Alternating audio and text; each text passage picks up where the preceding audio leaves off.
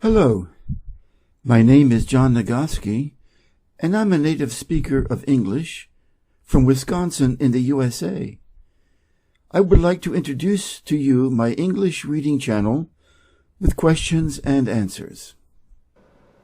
The Battle on the Plain. When it was morning, Zeus called all the gods and goddesses to an assembly on top of Mount Olympus, and said to them, "Now listen to me and obey. No one of you shall help either the Greeks or the Trojans, and mark this. If any god or goddess dares to do so, I will throw him down from here into the outer darkness, and there he shall learn that I am Lord in heaven. Does any one of you think that I am not stronger than you? Yes, than all of you put together. Well, let it be put to the trial. Let down a golden chain from heaven to earth, and take hold of it all of you, and see whether you can drag me from the throne. You cannot do it, not though you pull with all your might. But if I should choose to put out all my strength, I could lift you up, and the earth and the sea with you, and fasten the chain round one of the peaks of this mountain Olympus here, and leave you hanging in the air." So did Zeus speak, and all the gods sat saying nothing, for they were terribly afraid. But at last Athena said, "Father, we know right well that none of us can stand up against you, and yet we cannot help pitying the Greeks, for we fear they will be altogether destroyed. We will not help them, for this you forbid, but if you will permit, we will give them advice." And Zeus smiled, for Athena was his daughter, and he loved her better than any other among the gods and goddesses, and he gave his consent. Then he had his horses yoked to his chariot, and touched them with his whip, and they flew midway between heaven and earth, till they came to a certain mountain which was called Ida, and was near to Troy. There he sat down and watched the battle, for the time was to come when he would keep the promise which he had made to Thetis. The Greeks ate their food in haste, and freshened themselves for battle, and the Trojans also armed themselves inside the city, and when they were ready the gates were opened and they went out. So the two armies came together, and shield was dashed against shield, and spear against spear, and there was a great clash of arms and shouting of men. So long as the sun was rising higher in the sky, neither of the two prevailed over the other. But at noon Zeus held out in the sky his golden scales, and in one scale he laid a weight for the Trojans, and in the other a weight for the Greeks. Now the weights were weights of death, and the army whose weight was the heavier would suffer most. And lo, the scale of the Greeks sank lower. Then Zeus sent a thunderbolt from the top of Mount Ida into the army of the Greeks, and there was great fear among both men and horses. After this no man could hold his ground. Only old Nestor remained where he was, and he remained against his will, for Paris had killed one of his horses with an arrow, and the chariot could not be moved. So the old man began to cut the traces, that he might free the horse that was yet alive from the horse that was dead. While he was doing this, Hector came through the crowd of fighting men. Then had the old man perished, but Diomed saw it and went to help him. But first he called to Ulysses, whom he saw close by, running towards the ships. "Ulysses," he cried, as loudly as he could, "where are you going? Are you not ashamed to turn your back in this way like a coward? Take care that no man thrust you in the back with a spear and disgrace you forever. Stop now, and help me to save old Nestor from this fierce Hector." So he spoke, but Ulysses gave no heed to his words, but still fled to the ships, for he was really afraid. When Diomed saw this he made haste, though he was alone, to go to the help of Nestor. When he got to the place where the old man was, he stopped his chariot and said, "Old friend, the young warriors are too much for you. Leave your own chariot for others to look after, and climb into mine, and see what these horses of King Tros can do, for these are they which I took away from Aeneas. There are none faster or better or easier to turn this way or that.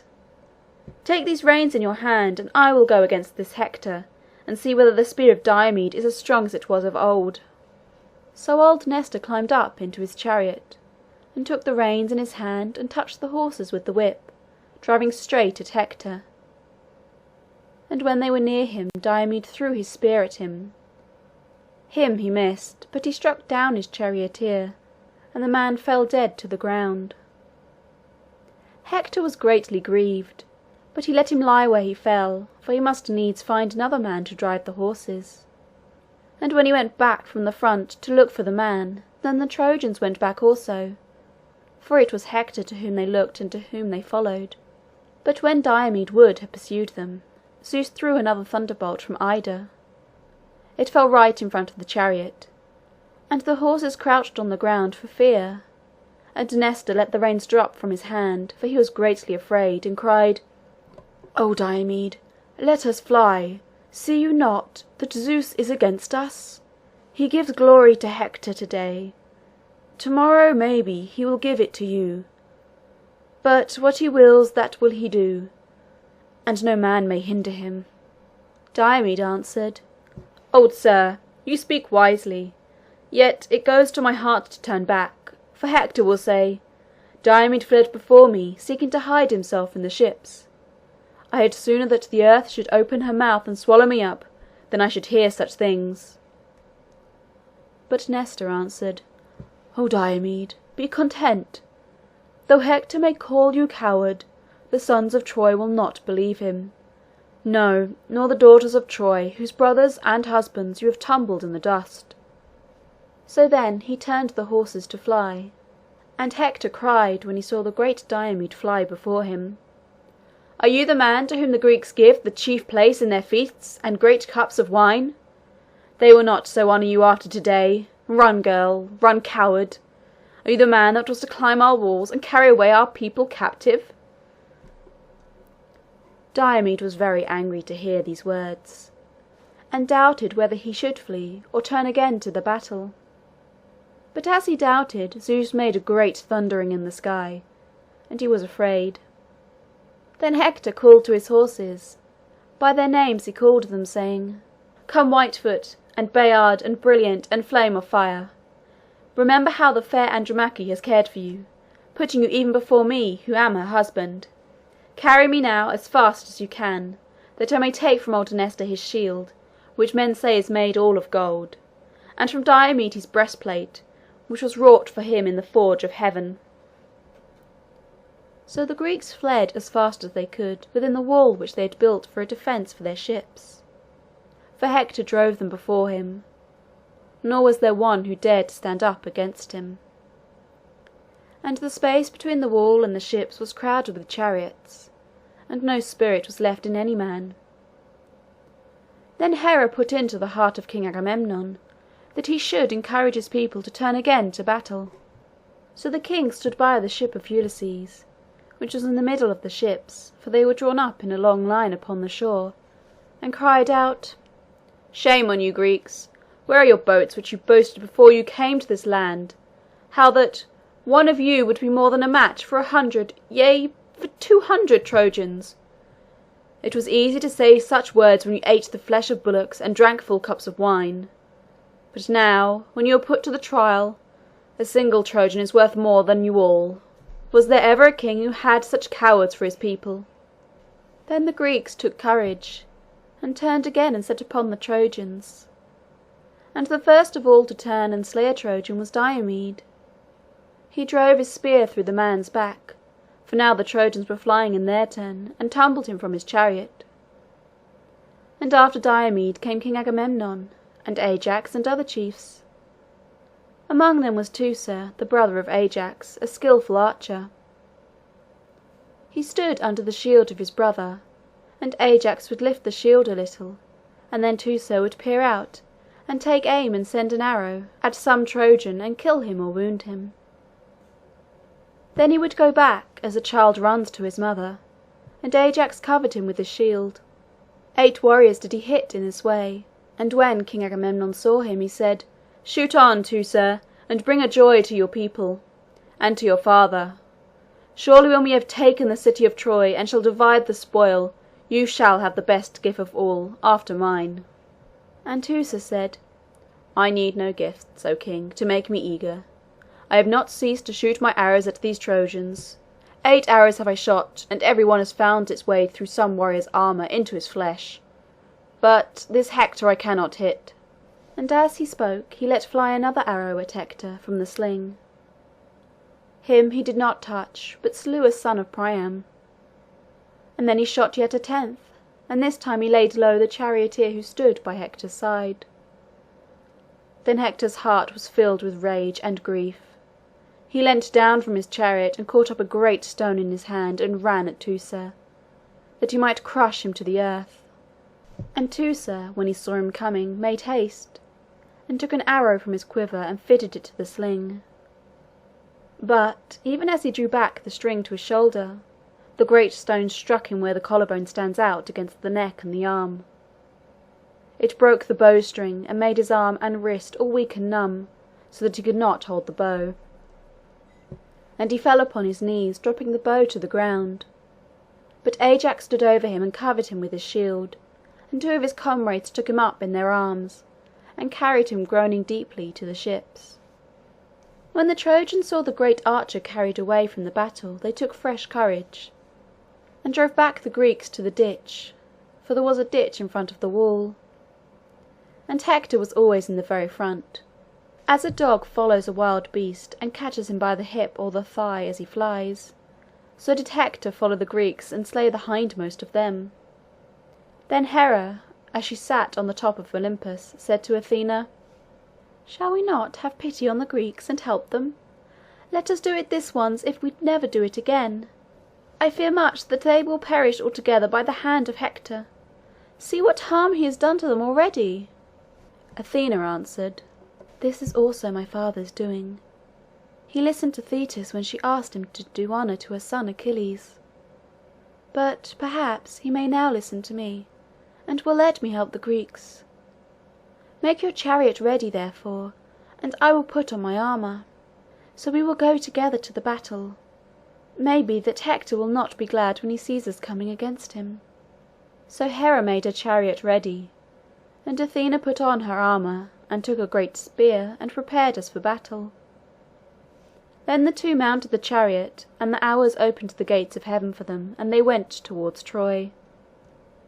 But Zeus saw them from where he sat on the top of Mount Ida, and he called to Iris, who is the messenger of the gods, and said to her, "Go now, Iris, and tell these 2 that they had better not set themselves against me.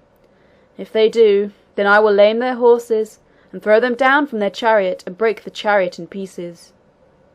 If I do but strike them with my thunderbolt, they will not recover from their hurts for 10 years and more."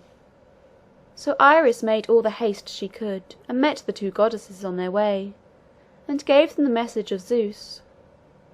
When Hera heard it, she said to Athena, "It is not wise for us 2 to fight with Zeus for the sake of men. Let them live or die as he may think best, but we will not set ourselves against him." So Hera turned the chariot, and they went back to Olympus, and sat down in their chairs of gold among the other gods. Very sad and angry were they. When Zeus saw that they had gone back, he left Mount Ida and went to Olympus, and came into the hall where the gods were assembled. When he saw Hera and Athena sitting by themselves with gloomy faces, he mocked them, saying, "Why do you look so sad? Surely it cannot be that you have tired yourselves by joining in the battle and slaying these Trojans whom you hate so much. But if it is because the thing that I will does not please you, then know that what I choose to happen, that shall happen. Yes, if all the other gods should join against me, still I shall prevail over them." And when Zeus had so spoken, then Athena, for all that her heart was bursting with anger, said nothing. But Hera would not keep silence. "Well do we know, O Zeus, that you are stronger than all the gods. Nevertheless, we cannot but pity the Greeks when we see them perishing in this way." Zeus spake again. "Is that so? Do you pity the Greeks for what they have suffered today? Tomorrow you shall see worse things than these, O Queen. For Hector will not cease driving the Greeks before him, and slaying them till the great Achilles himself shall be moved, and shall rise from his place where he sits by his ships." And now the sun sank into the sea, and the night fell. The Trojans were angry that the darkness had come and that they could not see any longer. But the Greeks were glad of the night, for it was a shelter to them, and gave them time to breathe. Then Hector called the Trojans to an assembly at the place that was near the river, where the ground was clear of dead bodies. He stood in the middle of the people, holding in his hand a spear, 16 feet or more in length, with a shining head of bronze, and a band of gold by which the head was fastened to the shaft. What he said to the people was this: "Hearken, men of Troy, and ye our allies who have come to help us. I thought that today we should destroy the army of the Greeks and burn their ships, and so go back to Troy and live in peace. But night has come and hinders us from finishing our work. Let us sit down, therefore, and rest and take a meal. Loose your horses from your chariots and give them their food. Go some of you to the city and fetch thence cattle and sheep and wine and bread, that we may have plenty to eat and drink. Also fetch fuel, that we may burn fires all the night, that we may sit by them, and also that we see whether the Greeks will try to escape in the night. Truly they shall not go in peace. Many we will kill, and the rest shall, at the least, carry away with him a wound for him to heal at home, that so no man may come again and trouble this city of Troy. The heralds also shall go to the city, and make a proclamation that the old men and boys shall guard the wall, and that every woman shall light a hearth fire, and that all shall keep watch, lest the enemy should enter the city while the people are fighting at the ships. And now I will say no more, but tomorrow I shall have other words to speak to you. But know this, that tomorrow we will arm ourselves, and drive these Greeks to their ships, and, if it may be, burn these ships with fire. Then we shall know whether the bold Diomed shall drive me back from the wall, or whether he shall be slain with the spear. Tomorrow shall surely bring ruin on the Greeks. I would that I were as sure of living for ever and ever, and of being honoured as the gods are honoured." So Hector spoke, and all the Trojans shouted with joy to hear such words. Then they unharnessed the horses and fetched provender from the city, and also gathered a great store of fuel. They sat all night in the hope of what the next day would bring. As on a calm night the stars shone bright, so shone the watchfires of the Trojans. 1,000 fires were burning, and by each fire sat 50 men. And the horses stood by the chariots, champing oats and barley. So they all waited for morning. End of the battle on the